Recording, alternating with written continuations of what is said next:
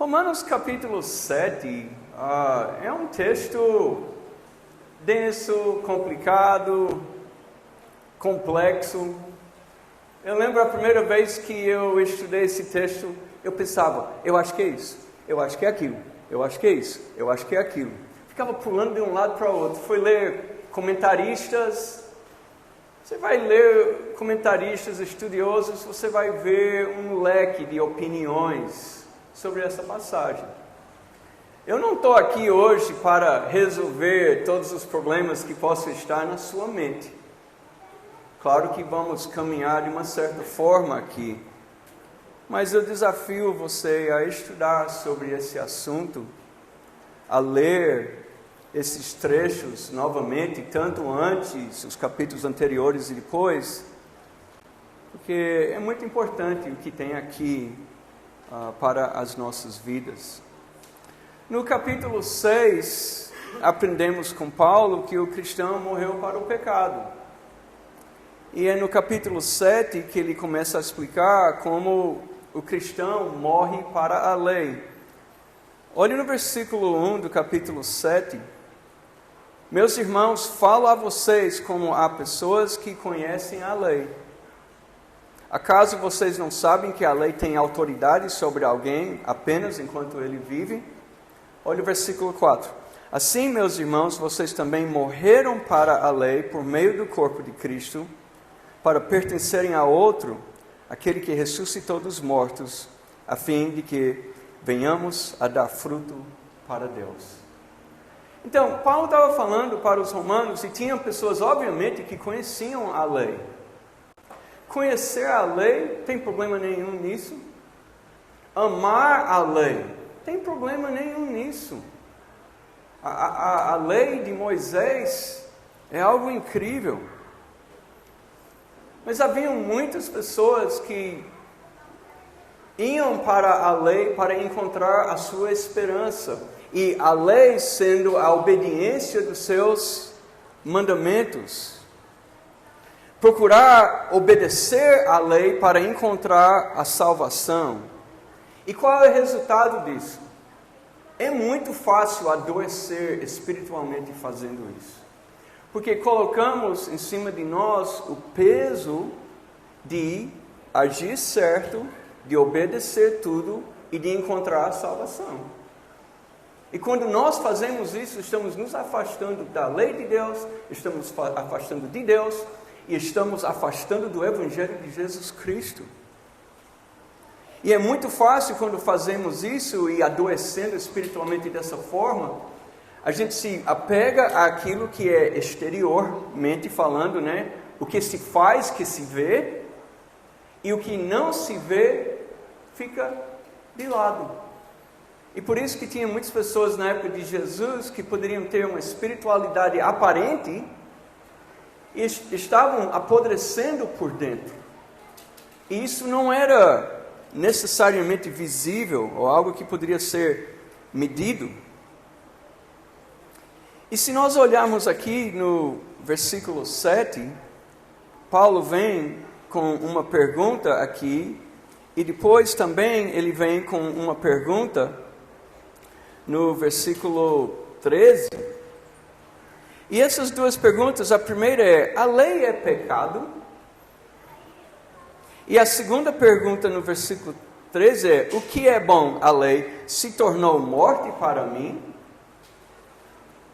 Então, por um lado, no início do capítulo, a ideia é, nós morremos com Cristo. Cristo morreu para me libertar do pecado.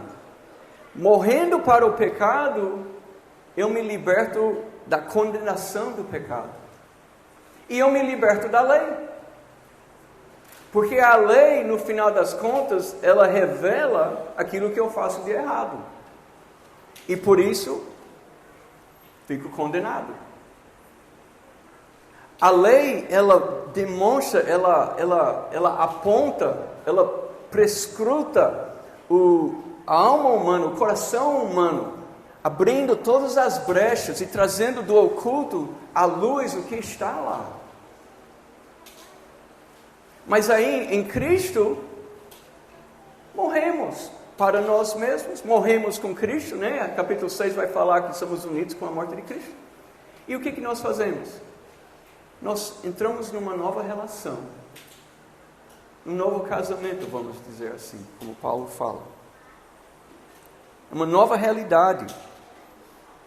Mas aí nessa nova realidade, alguém poderia também tomar um outro caminho de doença espiritual e começar a dizer: a lei não é boa, a lei é pecado, a lei me leva à morte, a lei não presta por isso. E uma tendência das pessoas que vão procurar na lei o seu problema e achar que o problema é a lei, aí nós vamos pelo lado, pensando em saúde versus doença espiritual, nós vamos pelo lado de criar desculpas, de culpar os outros por aquilo que a gente faz. Eu me vi assim, numa época da minha vida. Eu tinha 23 anos de idade, e eu estava tendo uma conversa bem arrojado com Deus, porque eu disse: Deus, eu não escolhi nascer. E Romanos me perturbava muito, porque Romanos diz que todos pecaram e carecem da glória de Deus. Então, eu não escolhi nascer, eu nasci nesse mundo e eu vou invariavelmente pecar, e eu posso ser condenado eternamente por isso. E eu não estava sendo desrespeitoso, mas eu estava questionando muito, ao ponto que acho que Deus se cansou e me calou, porque no capítulo 5 diz: onde abundou o pecado, superabundou a graça. E se eu estava achando injusto ser condenado como pecador, tem uma injustiça muito maior, que é ser perdoado pelo sangue de Jesus. Eu quero agora a injustiça para mim. Para Deus é justiça, porque Cristo pagou o preço do pecado. Mas é tão interessante que se a gente não tomar cuidado, nós saímos do prumo. Nós deixamos de olhar para dentro e começamos a olhar para fora e começamos a ver e perceber e entender e fazer coisas que vão nos adoecer espiritualmente e nos afastar de Jesus Cristo. Então, ele fala no versículo 7, a lei é pecado? De maneira nenhuma. De fato, eu não saberia o que é pecado, a não ser por meio da lei. Na realidade, eu não saberia o que é cobiça, se a lei não dissesse: não cobiçarás. Então, a lei é má, a lei é pecado, a lei é morte. Inclusive, em Paulo em Coríntios fala, a letra da morte. Mas é porque a lei é má? Não é. O verdadeiro problema da relação entre o povo de Deus e a lei, não era que a lei era um problema. É só porque a lei mostra o que é o pecado. E se você olha no versículo 11, diz, versículo 10, descobri que o próprio mandamento destinado a produzir vida, na verdade, produziu morte. Pois o pecado, aproveitando a oportunidade dada pelo mandamento, enganou-me e por meio do mandamento me matou. Mas o que me matou? Foi a lei? Ou foi o pecado? E nós, olhando para dentro de nós mesmos, e olhando para os nossos pecados, o que a gente vê?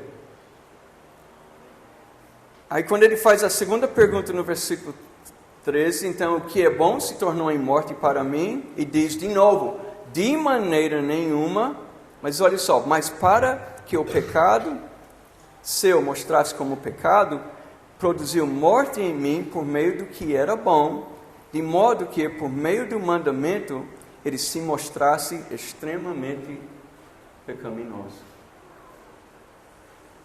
Pecado é mal. Talvez você já se acostumou com essa ideia de que pecado é mal.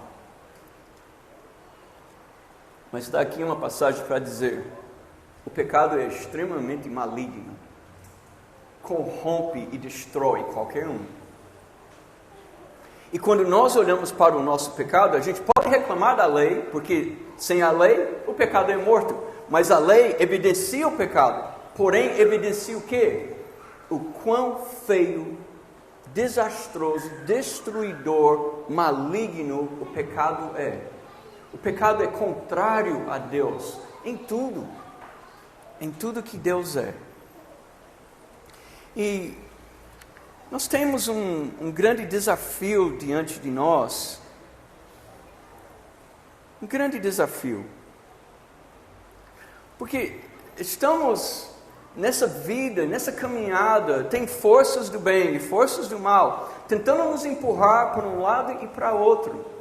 E nós temos Paulo aqui mostrando até o seu conflito interior, que é um reflexo de um conflito interior que todos vivem aqui, para que a gente possa ver, entender, olhar para isso e pensar, o que eu faço?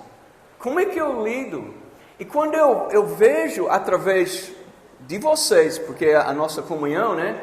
Quando eu vejo através da nossa comunhão e através da palavra de Deus e através do Espírito Santo de Deus, que estou indo com o Evangelho, com a graça de Deus, com o pecado, numa direção que não é saudável nem boa, então, a conscientização.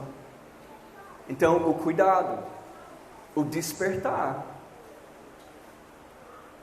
Pessoas que dão desculpas para o seu comportamento têm a tendência a manter comportamentos ruins. Aí eu digo pessoas, eu estou falando de quem aqui? Eu estou falando de mim, tá certo? E se a carapuça serve em você, então serve. Mas ficar tentando culpar alguém por aquilo que a gente faz, tentar dar desculpas pelo que a gente faz, essa não é a vida para a qual Jesus está nos chamando. Mas não é de jeito nenhum. A lei é mal? É não. A lei é pecado? Não é. Mas ela mostra o que é mal. E ela penetra até lá dentro e traz aquilo para fora. E eu digo para vocês, sem nenhum receio, aquilo que se pratica aqui fora são atos. Aquilo que se faz aqui dentro do coração é mais escabroso, porque tem as intenções, tem os desejos malignos, tem as coisas que são contrárias, né, a Deus. O ato está aqui fora. O coração é que traz todo o peso do porquê daquele ato. E o que aquele ato significa na minha vida. E por que eu estou abrindo espaço para isso ocupar algo em mim. O desafio é grande. O desafio é grande. Mas no versículo 12 diz, de fato a lei é santa. O mandamento é santo, justo e bom. Por quê? Porque a lei é um reflexo do caráter de Deus. Aquilo que a lei propõe revela aquilo que Deus é. E aí, diante da lei, nós olhamos para dentro de nós mesmos. E nós não vamos culpar a lei por isso, mas nós vamos assumir aquilo que é importante para nós.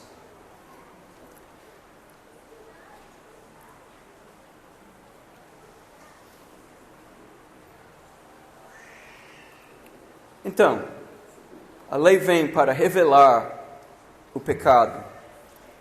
A lei vem para nos mostrar aquilo que está acontecendo de nós mesmos e até dentro do nosso coração. Quando ele fala no versículo 7, não cobiçarás, se você pensar em todos os 10 mandamentos, não terão outros deuses, não façam imagem de escultura, não usar o nome de Deus em vão, honrar pai e mãe, não furtar, adulterar, roubar é matar. São todos atos que se pratica aqui fora. Fazer uma imagem de escultura, adorar um Deus falso, matar, roubar, adulterar. Mas cobiça é da natureza, é do mundo interior do coração. A cobiça é algo que carregamos dentro de nós. E cobiça é um termo que significa, é um desejo que nos arrasta. E quando nos arrasta, se a gente cede lugar a ele passa por cima de tudo e de todos.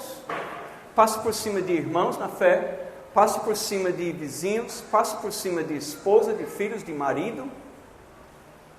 Inclusive, se esse desejo, essa cobiça, essa coisa que vem, esse impulso que vem do coração, se ele é permitido livre espaço, passa até por cima de Deus. E tem pessoas que até defendem que cobiça sim é uma forma de idolatria, porque o que eu quero toma o lugar de Deus na minha vida. E a pergunta para nós é: onde é que estamos nisso? Como estamos vivendo? De que forma estamos entendendo a obra redentora de Jesus Cristo e essa luta interior que nós vivemos, provavelmente em alguma medida, todo dia? Como estamos lidando com isso? Paulo estava simultaneamente vivendo em dois lugares, ou dois pontos. Ele queria fazer o que era da vontade de Deus, e ele estava sempre tropeçando no pecado. E inclusive, quando ele vai falar aqui no versículo 14, ele antes estava usando os verbos no passado, agora ele está usando no presente. Aí ele diz: sabemos que a lei é espiritual, eu contudo, não fui, não sou. Pois foi vendido como escravo ao pecado. Não entendo o que faço, pois não faço o que desejo, mas o que odeio. E se faço o que não desejo, admito que a lei é boa. Nesse caso, não sou eu mais quem faz, mas o pecado que habita em mim. E a gente se lê lá em Gálatas capítulo 5, versículo 17, vai falar sobre o espírito militando contra a carne. E a carne não é o corpo físico, a carne é a tendência ao pecado, a tendência a se inclinar ao pecado. É a natureza pecaminosa. E Paulo está colocando aqui a sua autobiografia de como ele dói, e como ele vive triste, e como ele se sente mal em amar e desejar algo e vive de um outro jeito. Como ele busca e ama as coisas de Deus e na prática falha com frequência. E se você olhar no versículo 24, se eu pudesse dizer que tem um grito na Bíblia, esse aqui seria um grito. Ele diz: miserável homem que sou. E algumas pessoas querem pensar: ele está falando como era antes de Jesus Cristo. Porque agora, ele está dando conta do pecado. Em Cristo, ele não tem mais problema com o pecado. Miserável homem que sou, por quê? Porque estou constantemente aceitando, ou me entregando, ou permitindo que o pecado tenha algum espaço na minha vida. Viver em pecado é diferente de pecar. Mas mesmo em Cristo nós pecamos. E quanto mais a gente entende sobre a vontade de Deus, mais nos dói o nosso pecado. E a gente diminui o pecado. E a gente melhora em relação a algumas coisas. E tem coisas que até nem nos afetam mais. Mas ficamos livres dele. Eu estava tendo uma conversa com Ivanir. hoje de manhã, muito agradável. Inclusive, essa congregação é abençoada com muitas senhoras muito simpáticas, incríveis, corações bons. Ela estava me informando que a fumaça que temos hoje em dia não é nada comparada à fumaça quando ela era jovem, né? Eu acho que ela estava agradecendo porque não está tão ruim, e eu estava pensando como é ruim essa coisa, né? Mas ela disse, era tão ruim, e todo mundo queimava as terras, né, para ter grama nova, que não dava para ver o sol, nem a lua, nem as estrelas. A gente vê o sol vermelho, amarelo, a gente vê a lua assim, a gente vê. Nem sequer se via isso. Nem sequer se via. E eu fico pensando, até na minha vida, né, Paulo fala, miserável homem que sou, e nós todos nessa luta entre fazer a vontade de Deus e amar as coisas de Cristo e nos render ao pecado, a gente vive nessa luta, mas se a gente se entrega ao pecado, aí caímos naquela coisa de nos desculpar, de falar assim, a graça de Deus no final das contas vai me perdoar, e a gente baixa a guarda. Por outro lado, se nós colocamos o peso de seguir Cristo nos nossos ombros, nós infernizamos a vida dos nossos irmãos e nós mesmos vivemos uma espécie de inferno. Colocamos um peso individual nas pessoas, e uma das características mais fortes disso é um apego à verdade em detrimento do amor. O que mais me espanta é quando há um apego tão grande à verdade que abre-se mão do amor, porque para Deus, amor e verdade andam juntos, são inseparáveis.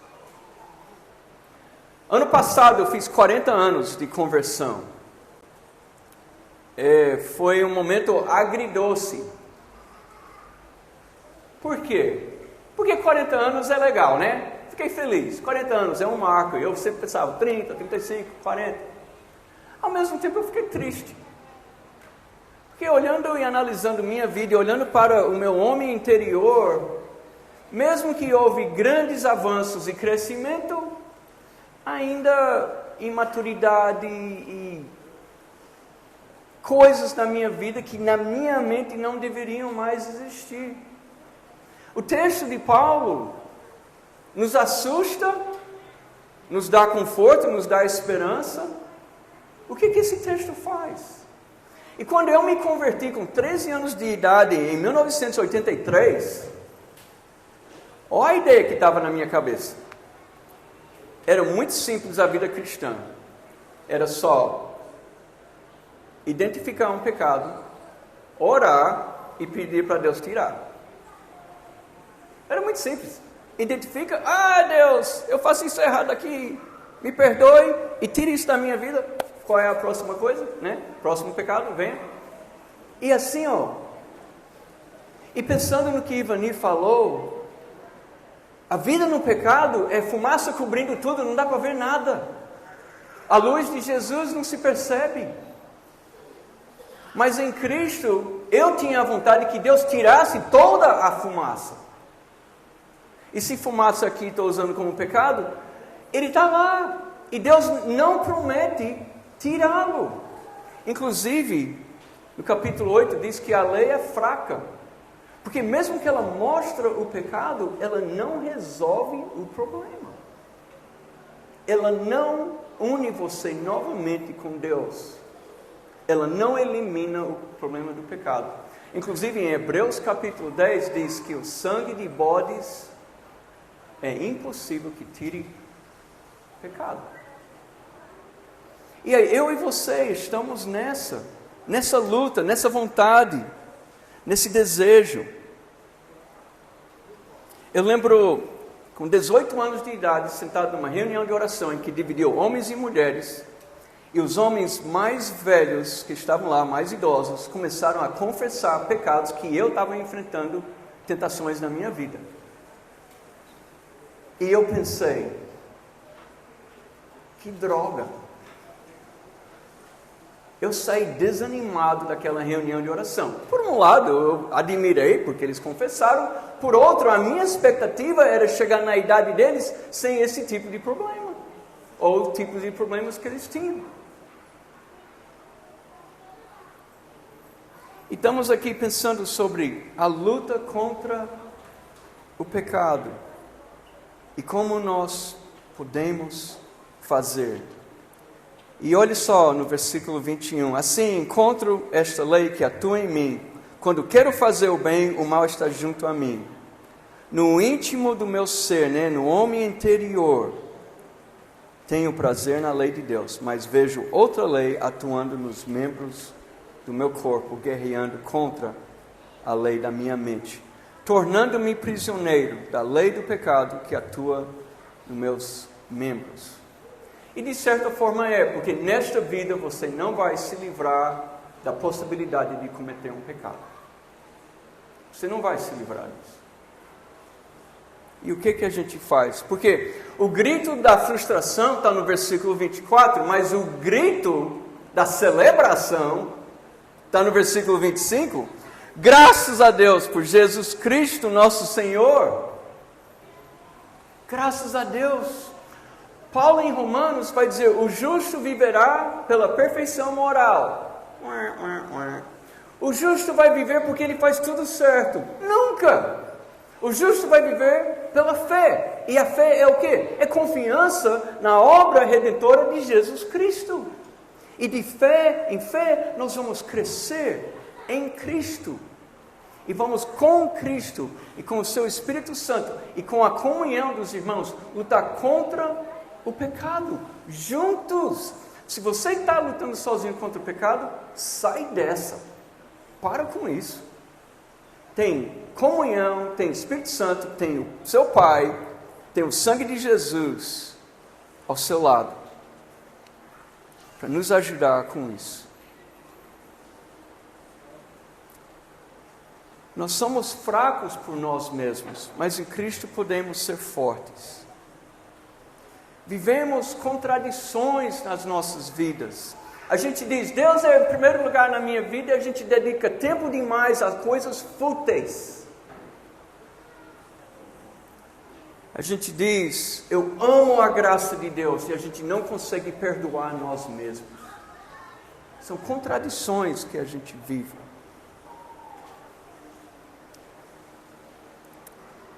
E quando Paulo fala aqui, quando ele diz, no versículo 20, ora, se faço o que não quero, já não sou eu quem o faz, mas o pecado que habita em mim. Ele está falando sobre a natureza pecaminosa, essa carne que não é física, mas é espiritual. Mas tem uma outra natureza. Todo mundo aqui foi criado à imagem e semelhança de Deus. Não é verdade? Quer dizer, a imagem e semelhança de Deus está em nós. E se você olhar no capítulo 8, versículo 29, vai dizer que nós fomos predestinados a ser conformes à imagem do Filho. Então Deus pega essa imagem e semelhança e em Cristo Ele molda isso na imagem de Jesus. E qual é que pesa mais em nós? Qual é que tem mais importância? Essa tendência da natureza pecaminosa ou a imagem e semelhança de Jesus que Deus já disse antes, eu vou fazer isso, essa é a predestinação. Quem for de Cristo vai ser moldado à imagem de Cristo. Ele pega a imagem dele e vai moldando conforme a pessoa de Jesus. Qual é que pesa mais? Você está olhando demais para qual? Qual é que está tomando conta da sua vida, da sua mente? Onde é que está seu foco? Porque se estiver olhando demais para a natureza pecaminosa, você vai esquecer da imagem de quem e semelhança de quem você carrega dentro de si. Você vai esquecer disso. E você vai esquecer que a cada dia Deus está nos moldando na semelhança de Jesus Cristo. Por mérito? Não. Por esforço próprio? Não. Mas em conjunto com Deus? Sim, sem dúvida. Só para terminar, eu fico me perguntando, por que Deus criou essa situação? De nos perdoar por completo e ainda sermos pessoas que vão errar. Por que Deus criou desse jeito? Por que Deus nos coloca nessas condições? Algumas ideias. Para a gente manter os olhos fixos em Jesus. Não ficar olhando demais no espelho. No que eu acho que eu consigo, o que eu posso, o que eu... O ser humano olha demais para si. E essa condição que Paulo descreve aqui nos chama a olhar para Jesus. Misericórdia em relação ao próximo. O próximo me faz o mal, eu vivo fazendo mal para Deus. Eu vou condenar ele? Se Deus me perdoou? Não faz sentido. Nunca esquecer de onde vem a salvação. Não vai ser por seu mérito, nem por sua libertinagem, nem a minha. De onde vem a salvação? Vem de Jesus Cristo. Aí isso nos chama, é um convite para a gente ser totalmente dependente da graça e misericórdia de Deus. E de render-se ao Espírito e trabalhar com Ele. E de nos render à comunhão com os irmãos. E a outra coisa é um anseio pelo céu. Por quê? Porque a gente não tem que viver assim para sempre. Um dia não vai ter mais luta contra o pecado. Então, se você quer ficar por aqui, tá bom. Deus não vai te impedir de querer isso. Mas lá é melhor. Lá não tem espírito e pecado militando. Lá podemos ser pessoas completas, inteiras e olhar Cristo face a face nas nossas vidas. Vamos orar.